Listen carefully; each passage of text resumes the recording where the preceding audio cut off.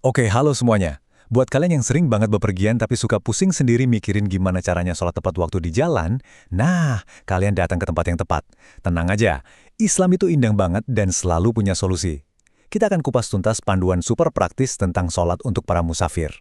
Coba deh bayangin, kita lagi di tengah perjalanan seru, entah itu di mobil, kereta, atau lagi nunggu di bandara, tiba-tiba azan berkumandang. Pasti pernah kan ngerasa deg-degan, takut ketinggalan sholat? Nah, rasa khawatir itu wajar banget. Tapi tujuan kita di sini adalah mengubah rasa khawatir itu jadi ketenangan. Sebelum kita bahas teknisnya, kita perlu kenalan dulu sama pondasinya. Ada satu konsep keren banget dalam Islam namanya rukhsah. Anggap aja ini bukti paling nyata betapa agama kita itu penuh kasih sayang dan pengertian. Rukhsah itu semacam izin khusus atau dispensasi dari Allah untuk meringankan ibadah pas kita lagi dalam kondisi sulit. Ya, salah satunya pas lagi bepergian. Jadi penting banget nih kita ubah cara pandangnya. Jamak dan qashar ini bukan aturan baru yang ribet, sama sekali bukan. Justru sebaliknya, ini adalah sebuah hadiah, sebuah kemudahan yang sengaja dirancang supaya ibadah kita tetap terjaga, tetap nyaman, nggak peduli sejauh apapun perjalanan membawa kita. Oke, siap? Sekarang kita bedah dua istilah kuncinya, jamak dan qashar. Keduanya ini bagian dari rukhsah tadi, tapi fungsinya beda. Nah, paham bedanya ini adalah kunci utama supaya kita bisa mempraktekannya dengan benar. Nah, di sini penjelasannya jelas banget.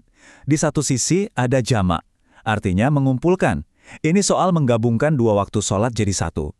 Di sisi lain ada qashar, yang artinya meringkas. Ini soal mengurangi jumlah rokaat. Gini deh, biar gampang. Jamak itu urusan waktu, qashar itu urusan jumlah rokaat. Simpel kan? Oke, pertanyaan selanjutnya, apakah semua orang yang jalan-jalan bisa langsung pakai hadiah ini? Tunggu dulu. Ternyata ada syaratnya. Anggap aja ini kayak semacam checklist singkat buat mastiin kita emang berhak dan memenuhi kualifikasi buat dapat kemudahan ini. Yuk kita cek bareng-bareng. 1. Perjalanannya harus jauh. Seberapa jauh? Tenang, nanti kita bahas. 2. Tujuannya harus baik ya, bukan buat hal-hal yang dilarang. 3. Kita masih berstatus sebagai musafir. Begitu kita sampai rumah atau tempat tujuan, ya udah keringanannya selesai. Dan yang paling penting, nomor 4, semuanya harus dimulai dengan niat. Nah, ini dia jawabannya. Perjalanan jauh itu sejauh apa sih? Mayoritas ulama ngasih patokan teman-teman. Jarak tempuhnya itu minimal sekitar 81 km. Jadi jelas ya, ini bukan buat sekedar keliling kota atau jalan ke mall sebelah. Hehe. Ini untuk perjalanan yang emang beneran signifikan. Oke, teorinya udah dapat. Syaratnya juga udah jelas. Sekarang kita masuk ke bagian yang paling ditunggu-tunggu, yaitu prakteknya. Gimana persisnya cara kita melakukannya? Ini dia panduannya, langkah demi langkah. Nah, enaknya nih pas kita mau jamak, kita dikasih dua pilihan yang super fleksibel. Ada yang namanya jamak takdim, artinya sholat yang kedua kita tarik ke waktu yang pertama. Contohnya kita sholat asar di waktu zuhur. Pilihan kedua, jamak takhir, kebalikannya. Sholat yang pertama kita undur ke waktu yang kedua. Misalnya sholat maghrib kita kerjakan barengan di waktu isya. Jadi kita bisa pilih mana yang paling pas sama jadwal perjalanan kita. Dan ini dia puncaknya. Praktik yang paling umum yang jadi andalan para musafir adalah menggabungkan keduanya. Namanya jamak qashar.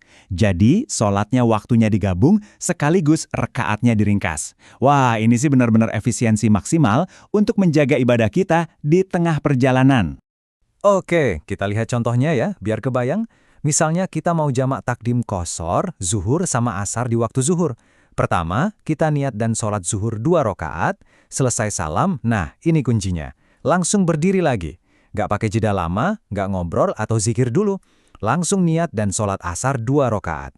Selesai salam yang kedua, beres. Kewajiban 2 waktu sholat sudah tuntas. Praktis banget kan? Oke, kita hampir sampai di akhir nih.